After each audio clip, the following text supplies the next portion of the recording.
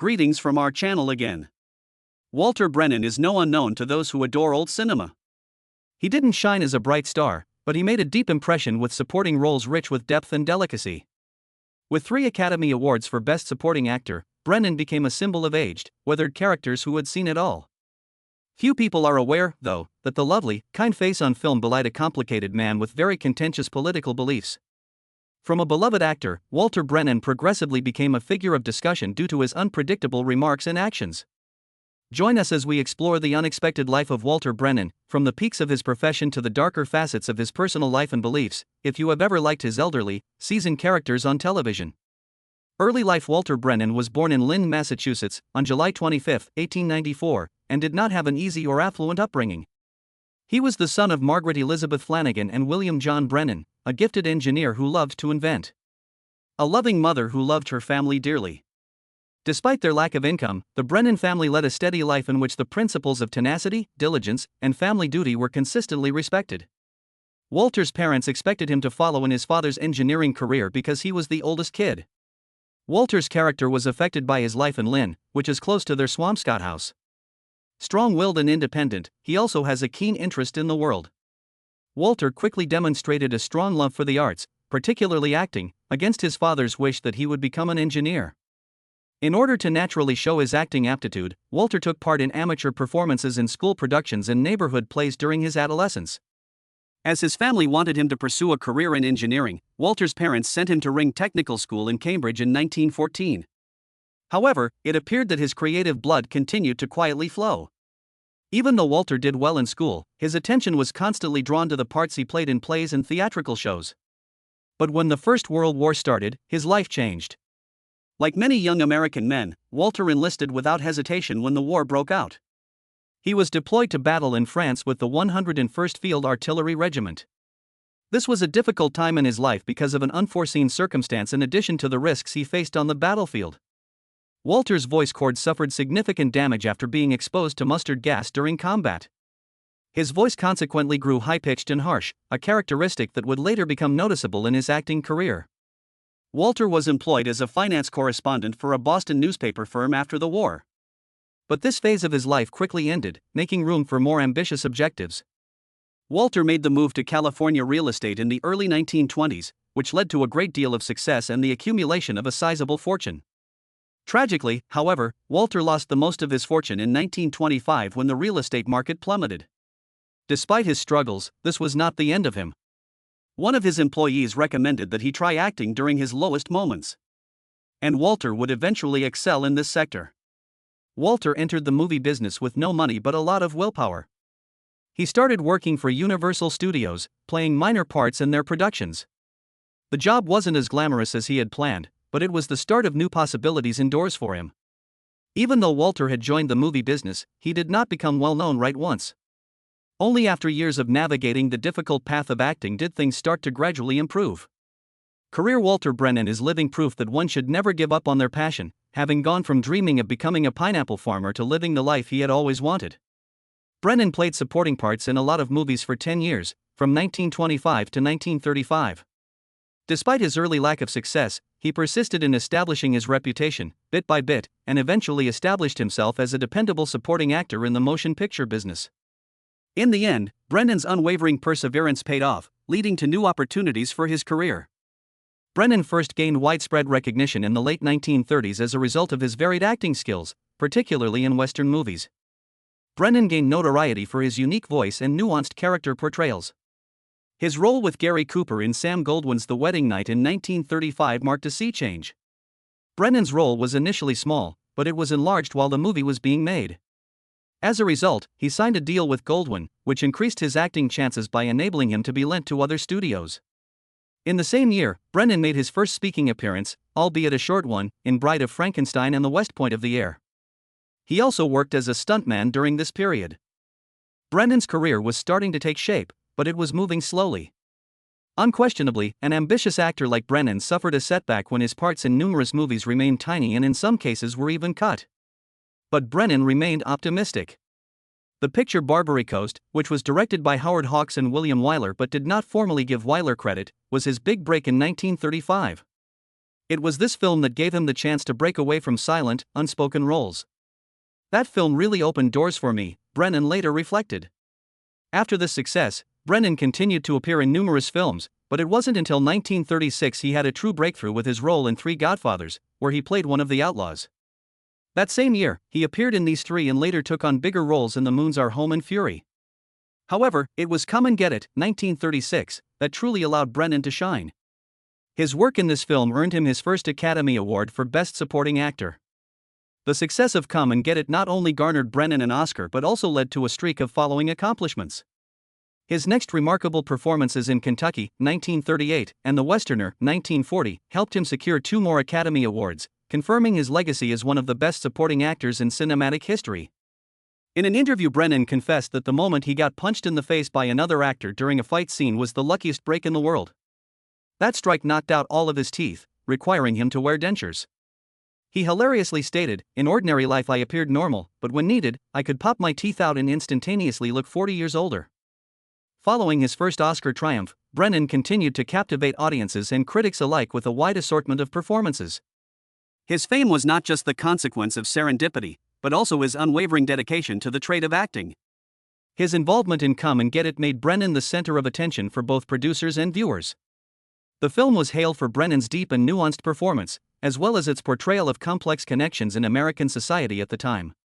Swan Bostrom, Barney Glasgow's devoted friend and business partner, was portrayed by Brennan with nuance and depth, creating a figure full of emotion. Brennan proceeded to play minor parts in films like Banjo on My Knee, 1936, She's Dangerous, 1937, and When Love Is Young, 1937, immediately following the popularity of Come and Get It. Surprisingly, Brennan did not appear in The Real Glory at all, despite Goldwyn Studios having announced that he would play the starring part. In 1937, he landed his first major part in Affairs of Cappy Ricks. After that, he carried on with movies like Wild and Woolly, 1937, which signaled the beginning of a new and exciting stage in his career. Brennan portrayed an ardent horse breeder named Peter Goodwin in the 1938 motion picture Kentucky. He won his second Oscar for this role. Brennan played Peter Goodwin in the movie with authenticity and passion, providing his daughter with moral guidance in the midst of family disputes. Brennan kept up his acting career by playing a range of parts in numerous well-known movies. In addition to appearing in the 1939 Fox Studios films Stanley and Livingstone and Melody of Youth, he backed Fred Astaire and Ginger Rogers in the story of Vernon and Irene Castle. Because of his thinning hair, gaunt frame, and elderly-sounding voice from his exposure to mustard gas during World War I, Brennan was frequently cast in roles that required him to appear much older than his actual age throughout his career. These traits helped him land mature roles, which he used to carve out a unique niche in his career. Brennan's unique style and talent were further cemented in his notable performance in Northwest Passage, 1940, in which he wore dentures that gave the impression that his teeth were decaying. In an effort to duplicate Kentucky's success, Fox Studios announced that same year that Brennan would be starring in The Man from Home. However, he was ultimately cast in Maryland. Brennan's portrayal of Judge Roy Bean in the movie The Westerner in 1940 further cemented his impact. He won his third Oscar for this performance, which turned out to be one of his best. Brennan portrayed a brutal judge in the movie who had a falling out with Gary Cooper's character, Cole Hardin. Brennan's acting skills were emphasized by the contrast between Judge Bean and Cole's love for a woman whose father had been murdered by Bean's goons, making him a legendary character in Western movies. Following the overwhelming triumph of his 3 Academy Awards from 1936 to 1940, Walter Brennan's career took off, showcasing his iconic roles in television, movies, and even music. Walter's career continued in 1941 when he starred in Sergeant York, for which he was nominated for his 4th Academy Award, but lost. This did not, however, lessen his fame or skill on the big screen. Walter's position in Hollywood was further solidified with his supporting role in Frank Capra's 1941 film Meet John Doe. Walter's versatility as a Western actor was demonstrated in both films. He was a multi-talented actor who could switch between various acting styles and genres. As Westerns gained popularity on television in the 1950s, Walter Brennan maintained his reputation as a well-known figure among younger viewers. One of his most famous television roles was as Grandpa Amos McCoy in the series The Real the Show, a comedy about a poor West Virginia family who moved to California to farm, showcased Brennan's natural charm and acting ability. He won over many viewers with his portrayal of Grandpa Amos, a witty yet warm and understanding character. With The Real McCoys, Walter not only dominated the small screen, but also contributed to the growth of the television industry at the time. His role as Grandpa Amos spanned over 200 episodes, making him an American television icon. After 5 years on ABC, The Real McCoys moved to CBS for its final season, establishing Brennan's legacy as one of the most beloved television stars of the age. Brennan didn't stop at television. He also dabbled into music. He released numerous albums, attaining major success with the tune Old Rivers, 1962. The song, about an old farmer and his mule, had a simple, heartfelt quality that resonated with listeners. Old Rivers reached number 5 on the Billboard charts, making Walter Brennan one of the oldest artists at the time to break into the top 40. He enjoyed similar success with the song Mama Sang a Song in 1962, proving that his talents extended beyond acting into the realm of music. In 1964, Walter appeared in the short-lived ABC series The Tycoon, though the show didn't last long. However, he continued to take on various roles, including Those Callaways, 1965, his first Disney film, marking a new chapter in his career by working with the famed studio. From 1967 to 1969, Walter Brennan starred in The Guns of Will-Sonnet, where he played an elderly father searching for his son, a gunslinger. The show became popular and ran for 2 seasons before ending. In the later years of his career, Walter Brennan continued to star in various films and television programs despite his declining health. In 1969, he appeared in the TV movie The Over the Hill Gang and its sequel The Over the Hill Gang Rides Again, 1970, alongside Fred Astaire and Pat O'Brien. From 1969 to 1971, Brennan also appeared in CBS's To Rome with Love, starring John Forsythe, where he featured in the show's second season. But by the 1970s, Walter's emphysema had caused his health to worsen significantly. He was once more cast in Disney's Herbie Rides in 1973, but he had to leave the project due to health issues, and someone else took his place. Smoke in the Wind, a 1975 Western that was finished shortly before his death, was Walter Brennan's last motion picture. The posthumous release of the movie signaled the end of a career that lasted more than 50 years and featured over 230 roles, political opinions, and scandals. After winning 3 major Oscars during the height of his acting career, Walter Brennan became known as Hollywood's meanest man. Why did a once-loved actor become into a representation of hate and hatred? His intense political beliefs, ingrained prejudice, and startling acts are the cause. Walter was infamous for his bluntness, often coldly indifferent to the repercussions. But that was simply the surface. His ideals and actions turned him into someone many deemed dangerous within Hollywood. Though recognized for his appearances in westerns, frequently seen as America's grandfather, Walter Brennan exhibited a terrifyingly different side in his personal life. He did not hesitate to proclaim his prejudiced opinions, particularly during the civil rights movement in the 1960s. Brennan believed that the civil rights movement and anti-Vietnam War protests were manipulated by communist forces. His views were so extreme that could have been quelled with a machine gun. He held an unwavering contempt for black people, insisting that all problems with African Americans were caused by a few of them. One of the most shocking events involving Walter Brennan was his reaction to the assassination of Dr. Martin Luther King Jr. in 1968. While the entire nation mourned, Walter celebrated the news of the civil rights leader's death. According to Stanley Frazen, who was present on the set of The Guns of Will-Sonnet, Walter stunned everyone by celebrating over the horrific event. And it didn't stop there. Brennan also said he was happy to learn about Robert F. Kennedy's assassination, which shocked and perplexed many. Walter decided to spew hatred rather than use his celebrity to advance love and peace. Despite being a New England native, he was frequently shown on screen as a gentle, grounded countryman. However, in the background, he supported and spread extremist, antagonistic viewpoints. In 1965, Walter Brennan taped many talks at a convention of the John Birch Society, an ultra-conservative organization with anti-communist and anti-civil rights ideals. In these speeches, Walter publicly opposed the civil rights movement, claiming that it is a tool used by communist forces to seize control of America. Unfortunately, he spread hate and intolerance using his position rather than calling for empathy and solidarity.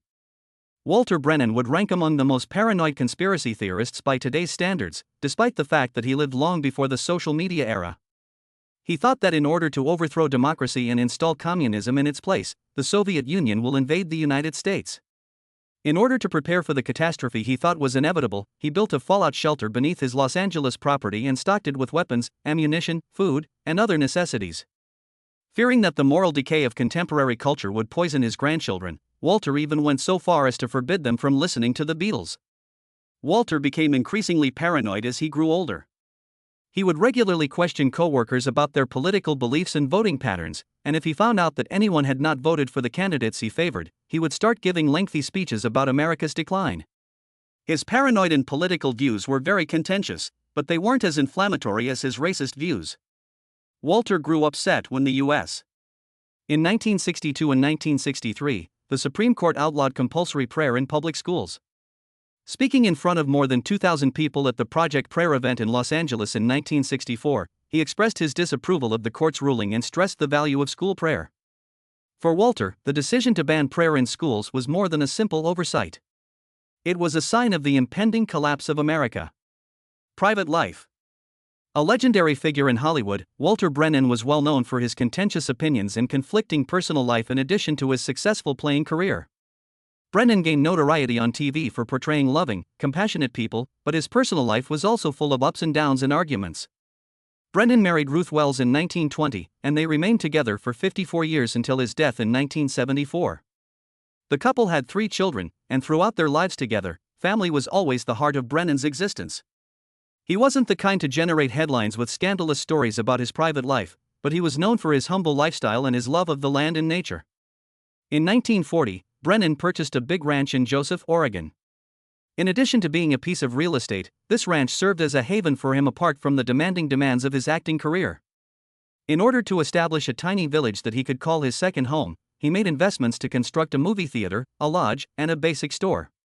Brennan loved the quiet life with his family and frequently spent his free time tending to the ranch. Brennan was not impervious to disputes, despite keeping his family life apart from the limelight in Hollywood. He was well known for his conservative beliefs and frequently voiced viewpoints that the general public didn't agree with. This influenced how people saw the real man behind the actor and resulted in a lot of criticism. Furthermore, in his later years, Brennan's health declined. He died at home in Moorpark, California, following severe respiratory problems brought on by emphysema. He maintained a tight relationship with his wife and kids in spite of his deteriorating health, seeing his family as his biggest source of inspiration. Despite being known for his divisive opinions and inner turmoil, Walter Brennan was a representation of simplicity and familial loyalty. His private life portrayed a guy who was both strong and quiet, always seeking tranquility outside the spotlight. Where the large property in Joseph became his final resting place throughout his life's adventure. Walter Brennan left an unforgettable influence on the film and television industries with his uncommon talent and unrelenting dedication. However, his extremist ideas ruined the reputation of a seasoned performer and a man once considered as America's grandpa. His legacy remains a topic of controversy where creative talent and political remarks cannot be separated. Brennan, a complicated character characterized by both success and the shadows behind his stellar career, is an indelible part of Hollywood history, whether he is adored or despised. I appreciate you watching. To ensure you don't miss out on more fascinating content, remember to hit the like button and subscribe to the channel. Tell us what you think by leaving a comment. I'll see you in the upcoming video. Farewell.